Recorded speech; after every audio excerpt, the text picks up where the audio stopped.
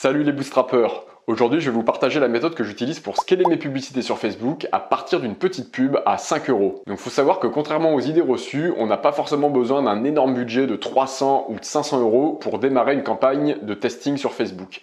Quand on comprend un peu ce qu'on fait et qu'on a pris le temps de réfléchir en amont à quel est notre positionnement versus le produit qu'on vend, alors il est possible de démarrer avec des budgets très faibles. C'est ce que je fais personnellement sur toutes mes boutiques et je vais vous montrer exactement comment je m'y prends. D'ailleurs, si vous avez besoin que je vous accompagne pour atteindre le même genre de résultat, vous pouvez cliquer dans le premier lien juste en dessous dans la description de cette vidéo. Allez, c'est parti pour le scaling sur Facebook. On se retrouve tout de suite devant l'écran de mon ordinateur. Quelques jours après avoir lancé notre petite pub à 5 euros, il va falloir aller analyser les premiers résultats et mettre en place les actions qui vont nous permettre de faire décoller cette nouvelle boutique en ligne. Le but, c'est évidemment qu'elle rentre dans une phase de croissance, c'est-à-dire qu'elle génère de plus en plus d'argent tout en restant rentable. Par rentable, j'entends que l'ensemble de nos dépenses, c'est-à-dire les prix produits, le coût des pubs, les montants des impôts, les frais divers, etc., ne doit jamais dépasser le chiffre d'affaires réalisé sur une période donnée. C'est tout l'enjeu de cette phase qu'on appelle le scaling. Il existe deux manières de développer un business, donc de le scaler via la pub Facebook.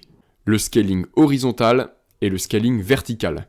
Alors le scaling horizontal, ça consiste à aller tester d'autres segments de marché de manière à élargir sa base de clients potentiels.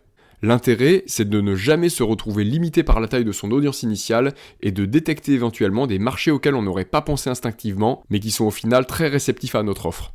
Donc dès qu'on a généré quelques ventes grâce à la pub initiale, il est tout à fait possible d'utiliser ces premiers revenus pour commencer à scaler horizontalement. Concrètement, il suffit de dupliquer l'adset existant et de modifier l'audience cible. Dans certains cas, il sera peut-être aussi pertinent de modifier le contenu de la publicité pour l'adapter à cette nouvelle audience. Exemple, je vends un t-shirt blanc destiné aux hommes qui pratiquent la musculation.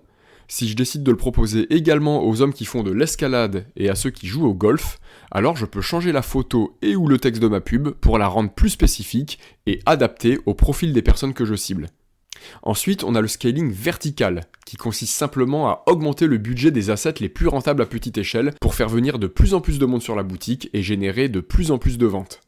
Avant d'envisager de scaler verticalement certaines publicités, il va falloir analyser les résultats actuels. Pour qu'on puisse en tirer des conclusions fiables, il faut que l'adset de base ait dépensé au moins 20 euros. Ça correspond à une pub à 5 euros qu'on laisse tourner pendant 4 jours par exemple. A noter que quand on a peu de budget pour démarrer et qu'on se lance en ciblant une audience restreinte, il vaut mieux dépenser 5 euros par jour pendant 4 jours plutôt que 20 euros en une seule journée. En termes de dépenses totales, évidemment, ça revient au même, mais en allongeant la période, on maximise nos chances que Facebook soit plus exigeant et prenne le temps de ne montrer notre pub qu'aux personnes qui sont vraiment les plus susceptibles d'acheter. Si on met d'office 20 euros sur une journée, Facebook va les dépenser quoi qu'il en soit, mais le risque c'est que le trafic soit globalement moins qualifié.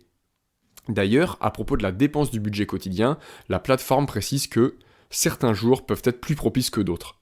Donc mieux vaut lui laisser l'opportunité de dépenser l'argent au meilleur moment. Alors pourquoi 20 euros ? Tout simplement parce que c'est le montant à partir duquel le coût par clic commence mathématiquement à converger vers une valeur fiable. Car même si le CPM est élevé, de l'ordre de 10 euros, on s'assure d'avoir généré au moins 2000 impressions. Or, cet échantillon de 2000 impressions est suffisant pour obtenir un CTR représentatif. Autrement dit, après avoir dépensé 20 euros, on sait exactement combien coûte la diffusion de notre publicité et quel est le pourcentage des personnes qui cliquent sur le lien qu'elle contient et qui renvoient vers notre site. Donc, on peut en déduire le prix que ça nous coûte pour faire venir un visiteur sur notre boutique. Ce coût, le CPC, dans la grande majorité des cas, il devra absolument être inférieur à 50 centimes, et idéalement se situer sous la barre des 33 centimes pour espérer avoir une bonne rentabilité. Pour plus de détails concernant ces valeurs, revoir la vidéo précédente qui parle des indicateurs de performance. Donc une fois que notre pub initiale a dépensé 20 euros, en général, à partir de là, on a deux cas de figure. Soit cette pub a généré des ventes, auquel cas c'est très encourageant et on peut augmenter le budget progressivement tout en continuant à surveiller son ROAS régulièrement pour s'assurer qu'il ne passe jamais sous le ROAS minimum qu'on s'est fixé. Dans ce cas-là, pour la vitesse d'augmentation du budget, voilà ce que je préconise. Donc on part d'un budget initial à 5 euros, 4 jours plus tard, on fait x3 sur le budget, donc on le passe à 15 euros. Ensuite, 3 jours plus tard, on fait x2, on le passe à 30. Puis 3 jours plus tard, on fait x1,7, on le passe à 50 euros. puis 3 jours plus tard, fois 1,5, on le passe à 75, et après tous les 3 jours, on l'augmentera de 20%, c'est-à-dire qu'on appliquera un multiple de 1,2 par rapport à la valeur précédente. Donc 75, puis 90, puis 110, etc. La deuxième possibilité, malheureusement, c'est que notre pub n'est pas générée de vente, auquel cas on va suivre le processus de prise de décision suivant.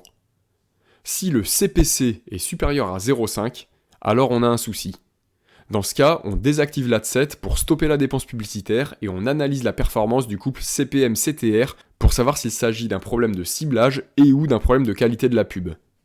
Si besoin, revoir la vidéo précédente qui parle des indicateurs de performance pour connaître les valeurs cibles de ce duo d'indicateurs.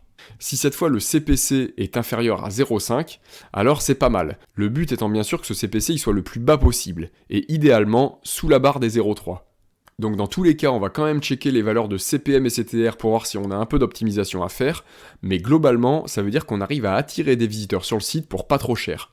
Donc l'idée dans ce cas, c'est de laisser tourner cet adset et de refaire exactement la même analyse d'ici 4 jours avec encore plus de data. En théorie, ça devrait permettre à l'algorithme de Facebook d'être de plus en plus performant et de comprendre qui sont les personnes qui avancent le plus loin dans le tunnel de vente. Si néanmoins, après avoir dépensé entre 40 et 50 euros, on n'a toujours pas réalisé la moindre vente et qu'on a moins de 4% de taux d'ajout au panier, alors je recommande fortement de mettre en pause la dépense publicitaire et de revoir la fiche produit. Si en revanche on a un bon taux d'ajout au panier mais pas de vente, alors il faut améliorer le flow de passage à la caisse, c'est-à-dire le flow de checkout. Et voilà, c'est tout pour cette vidéo. Si tu as aimé le contenu, pense à t'abonner pour ne pas rater les prochaines. Moi, je te mets tous les liens utiles juste en dessous dans la description et je te dis à la prochaine.